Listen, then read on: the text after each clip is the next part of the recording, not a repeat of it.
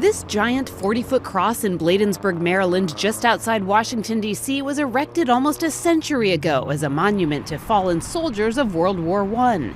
Today, the so-called Peace Cross is at the center of a different battle in the U.S. Supreme Court over the First Amendment's separation of church and state.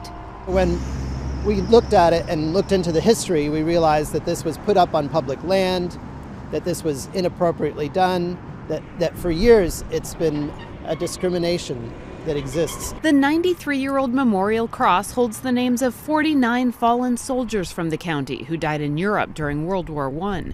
Local families and the American Legion paid for the monument, which resides on a prominent intersection of government-owned land and is now maintained by a Maryland Parks Commission.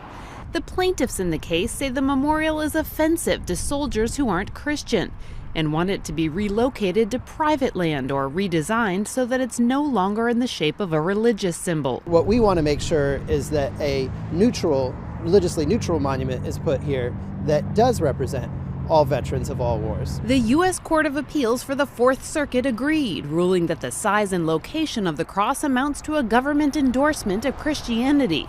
But defenders of the monument insist it's been used throughout its history as a secular site for hundreds of remembrance events honoring veterans. And they say the memorial's shape was chosen not for religious reasons, but to resemble the cross-shaped grave markers for fallen American soldiers in cemeteries overseas. It's a peace cross that has nothing to do with religion. Mary Ann LaQuay's uncle is memorialized on the cross. It represents these men. 49 men.